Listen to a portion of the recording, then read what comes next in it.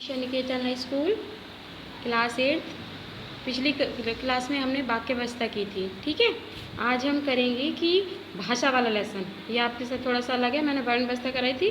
भाषा किसे कहते हैं? तो पहला क्वेश्चन है कि भाषा किसे कहते हैं? भाषा वह साधन है जिसके द्वारा हम अपने भावों या विचारों को बोलकर लिखकर दूसरों तक पहुँचाते हैं। ठीक है, तो उसे क्या कहते हैं? भाषा कहते हैं। ठीक है, उसके बाद आता है कि मानव, ये जैसे क्वेश्चन दे रखा है भाषा का प्रयोजन क्या है, बेशक इसको मत लिखिए, इस क्वेश्चन को समझिए। मानव जीवन भाषा के महत्व पर प्रकाश दें कि भाई भाषा मानव जीवन के लिए क्यों महत्वपूर्ण है। मनुष्य एक सामाजिक प्राणी है। मनुष्य समस्त प्राणियों में श्रेष्ठ है क्योंकि ईश्वर ने मनुष्य को भाषा के माध्यम से अपने विचारों को आदान प्रदान का गुण दिया है। ठीक है, इसलिए मनुष्य संकेतों से थोड़ा बहुत काम चला सकता है। ठीक है, तो ये होते हैं कि मानव जीवन के लिए भाषा क्या है। उसके बाद आता है कि भाषा का मुख्य कार्य क्या होता है। भाषा का मुख्य कार्य होता है वक्ता। ठीक है, कि बात को दूसरे तक, यानी कि जो बोल रहा है उसकी बात को दूसरों तक पहुंचाने को। भाषा के माध्यम से ही जीवन के सभी सामाजिक व्यवहार और क्रियाकलाप संपन्न होते हैं। समझ में आ गया? उसके बाद आता है भाषा की लघुत्तम सार्थक इकाई क्या है। भाषा की सर्वोत्तम इकाई क्या है? वाक्य है। क्या है? वाक्य है। भाषा के कौन से दो रूप होते हैं? मौखिक और लिखित। ये तो आप बचपन से ही छोटी क्लास से ही पढ़ते आ रहे हैं कि भाषा के दो रूप होते हैं, लिखित और मौखिक। जब हम उपस्थित लोगों के द्वारा बोलकर अपने विचार प्रकट करते हैं उसे मौखिक कहते हैं, और जो लोग अपने सामने उपस्थित नहीं हैं और हम दूसरों तक अपने विचार पहुंचाने पड़ते हैं तो उनको चिट्ठी वगैरह लिखते हैं, पत्र वगैरह लिखते हैं, तो उसको कहते हैं हम लिखित रूप। क्या कहते हैं? लिखित रूप। समझ में आया? उसके बाद आता है कि भाषा की व्यवस्था किसे कहते हैं। भाषा शब्दों की व्यवस्था है। इसमें शब्द एक दूसरे के साथ व्यवस्थित रूप से जुड़े होते हैं। प्रत्येक भाषा की अपनी अपनी क्या होती है? व्यवस्था होती है। प्रत्येक भाषा की व्यवस्था में भाषा अपने नियमों का क्या करता है? पालन किया जाता है। तो भाषा की व्यवस्था क्या है? इसमें शब्द एक दूसरे के साथ व्यवस्थित रूप से क्या होते हैं? जुड़े होते हैं। उसके बाद क्वेश्चन आता है कि व्याकरण किसे कहते हैं। भाषा की व्यवस्था के नियमों को क्या कहा जाता है? व्याकरण कहा जाता है। भाषा की व्यवस्था के नियमों को क्या कहा जाता है? व्याकरण कहा जाता है। समझ में आ गया? उसके बाद आता है मानक भाषा किसे कहते हैं। हम व्याकरण से भाषा का मानक प्रयोग सीखते हैं। भाषा की व्यवस्था के नियमों के अनुसार ही हम शुद्ध और अशुद्ध रूपों की क्या करते हैं? पहचान करते हैं। भाषा का वह रूप जो व्याकरण के नियमों के अनुसार होता है वही भाषा का क्या कहलाता है? मानक रूप कहलाता है। समझ में आ गया ये कि भाषा किसे कहते हैं। अब है भाई हिंदी व्याकरण के कितने भाग होते हैं? हिंदी व्याकरण के 4 भाग होते हैं। कौन कौन से होते हैं? नंबर 1 वर्ण व्यवस्था, शब्द व्यवस्था और पद व्यवस्था और वाक्य व्यवस्था।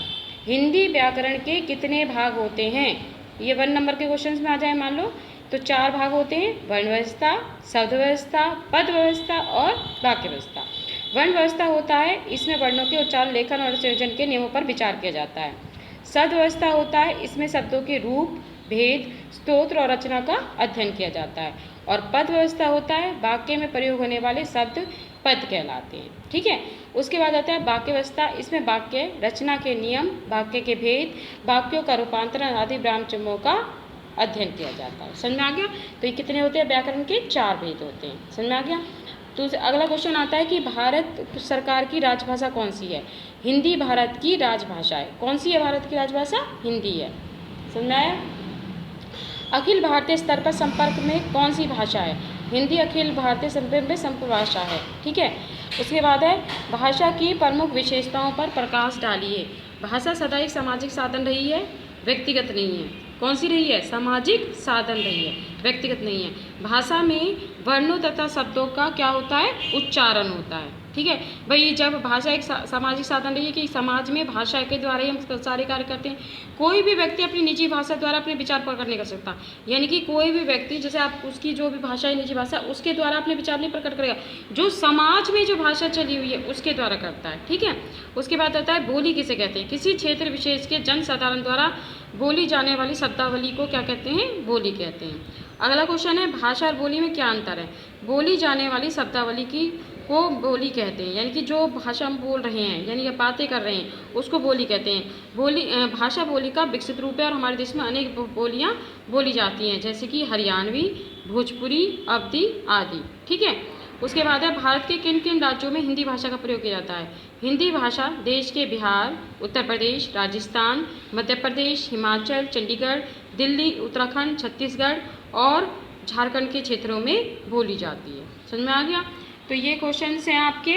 उसकी ये अभी आपको सेंड कर दी जाएंगे। इसको आपको लिखने के बाद हाथ के साथ इसको आपको लर्न भी करना है, ठीक है। तो आज हमने कौन सा लेसन पढ़ा है? भाषा और हिंदी भाषा, ठीक है।